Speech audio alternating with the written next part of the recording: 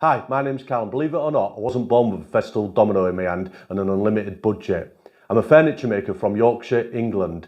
When I very first started, I used 100% reclaimed timber such as scaffolding boards, reclaimed pallets and old furniture gifted to me by friends. So let's go back 4 years to where it all began. Our first workshop was a small shed of 6 foot by 12 foot. We maximised that space, filling it with tools that we would use the most. I'll put a list of my top 10 hand tools and my top 5 machines that I think a beginner will need in the description below. Our planer thicknesser was one of our top priorities because we was mainly using reclaimed timber. It was only a budget one, but it got us by for our first year. Now let's take a look at some of the projects that we made while we was in the small shed. These projects are great for beginners. Every one is made from pallet wood, reclaimed timber or scaffolding boards, all of which are free or cheap. When thinking of what to make, keep everything simple. Try not to overcomplicate your design, joinery techniques or finish. Look for projects which you can batch out, such as coat racks and beer bottle openers. These are excellent money earners and a good use of time for a side hustle on the weekend or evening. If you have the ability to personalise items, then this is a great way to set you apart from other makers and an effective way to attract new customers. First thing we're going to look at is breaking pallets down. You're going to need a pallet wrecker such as this or a large crowbar. These are great because they're good at taking the slats off. You just got to be careful you don't split them as you're prising them off. And you can get these from Screwfix in the UK and other good DIY stores. Then you're going to need a heavy hammer such as this, a nice 20-ounce hammer or even a lump hammer. You're going to need a claw hammer and you're going to need a nail punch. Our go-to tool when we're breaking pallets down is this reciprocating saw. This is just a cheap one from a supermarket here in the UK, and this is great for slicing through them nails. We have a metal cutting blade on here and we just cut through them nails, and then what you can do is you can either bash the nails out with your nail punch or you can take them over to the miter saw and just chop them parts of the timber off. Lastly, you're going to want a metal detector so you don't destroy your blades and your expensive tools on a piece of reclaimed timber. When preparing scaffolding boards, we use a jet wash to clean off brick dust and cement dust. However, if the weather doesn't permit, we'll use a hard bristle brush. You'll then need to allow the boards to dry out. This can take anywhere between a few weeks to a few months, depending on the moisture content. I'll put a link to a moisture meter reader in the video description below. The next step in preparing your timber is to get one flat, clean edge. The best way to do this is by using a jointing jig in conjunction with a table saw. Once you've got one flat, clean edge using the jointing jig, you can then reference that against the table saw fence and get two parallel sides. Once you've got two parallel edges, then you're going to want to clean your face side up and the bottom. And the best way to do that is by using one of these lunchbox thicknessers, also known in the US as a planer. If you haven't got one of these, then your best bet is probably to use a belt sander or a random orbital sander with some low grit on there, or even a hand plane. There you go, you've got a nice piece of timber cleaned up on all four sides to work with. It won't be perfectly square, but it'll be good enough for those rustic projects when you very first start out. The nail holes you can either fill with dowels, filler, or you can just cut them portions out on the miter saw. When it comes to joinery, try to keep it as simple as possible. That way you can focus on accuracy and the design of the project. Our go-to method was to glue, pre-drill, counterbore, screw and then plug the hole. We used a countersink bit in conjunction with a plug cutter and a Japanese flush cut saw. This way it's fast, it's efficient, you don't need any clamps at all, so that's great if you don't own a lot of clamps. It's also strong and you don't see any fixings. Also, you can make a feature of it by using contrasting dowels. So if you're using pine, put a dark wood in there as the dowels. That's going to make it a nice feature to look at. Now moving on to the finishing techniques. Again, you want to keep it nice and simple. The first one you're going to see us using is shosugi bang, which is a Japanese wood burning technique. The positives to this technique are it weatherproofs the timber, there's no sanding required, and it looks great on rustic furniture. Some of the disadvantages are it can be difficult to get a consistent finish when doing a light burn. However, this will come with practice. When you do a deep burn, the timber can warp, twist or crack. So what you need to do is you need to make sure that you burn the timber the same on both sides. This is going to allow the moisture to release more evenly.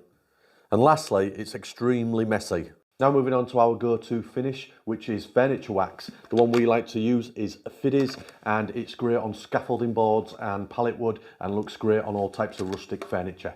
The waxes come in a variety of colours, all the way from these dark colours, this one's Jacob, all the way to this one down here, which is forest brown, and then you've got rugged brown, antique brown, all different types of colours. One of the benefits to wax is you only need to sand up to 120 grit. You don't want to sand up any higher than that, otherwise it smears and goes a bit blotchy. 120 grit is great because the fibres of the wood are standing up and the wax can grab hold of it. The way you apply it is either with a cloth or a brush, and you just leave it to dry for 10 or 15 minutes and then buff it off to a satin sheen. We like to apply our wax using brushes, and here's our brushes kept in this old food caddy. And what we do is we keep a little bit of white spirits in there in the bottom. This prevents the brushes from going all claggy, and it makes it so you can reuse them over and over again. The last finish we're going to take a look at is oils. Oils are great again because they're super simple, and that's been the theme so far. And what I like about them is they pop the grain beautifully, especially on hardwoods. Also, there's a massive range of choice out there, and what we'll do now is we'll take a look at some of our favourites. If you want a real simple finish, which is going to pop the grain and add a tiny bit of protection, then we'll go for boiled linseed oil. And the next one, which is definitely, well, I think this one's my favourite, it's Danish oil. This one again pops the grain beautifully, and you can build the layers up to add that protection. And it also has some varnish within it as well, so you get that added protection from this. And then you've got your food safe oils for chopping boards and butcher's blocks, which are tung oil, pure tung oil. And we've got some high grade mineral oil here as well, which we like to use on our chopping boards. Hopefully we've inspired you, and there's lots of options there, things you can build, finishing techniques, joinery techniques, lots of things to keep it nice and simple and for you to start selling woodworking items. And there's nothing wrong with staying at that level. If that's what you want, that'd be a real nice little side hustle to bring a little bit of money in and to pay for your hobby. But if you want to upgrade from there, this is the time to do it now. You started selling things, and the money that's coming in, you want to reinvest it into better machines, better tools. What I'm going to show you now is our first 4 major upgrades, and I'll tell you a little bit about why we wanted to upgrade to these as well. So the first one was the table saw, which is down here.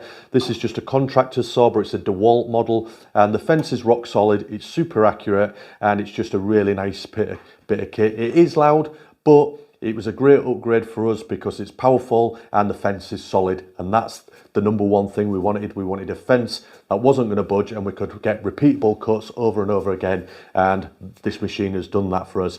And also in conjunction with that, we upgraded our track saw. So we just had a basic supermarket model, I think it was from Aldi, and now we've upgraded to this DeWalt model here, which isn't perfect, but it's way better than what we had before. So there was the first 2 major upgrades, and they literally paid for themselves. From there, the next thing we upgraded was the thicknesser.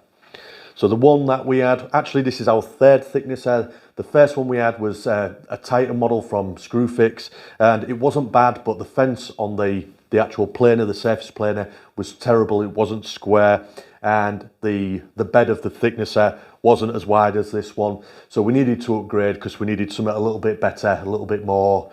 It's still a hobbyist style machine or a small workshop machine, but this Shapak one is a lot better, and it cuts super clean, and it never cuts out on us, which was a problem that we had before with our machine overheating. This one is not a bad model at all. It's pretty good.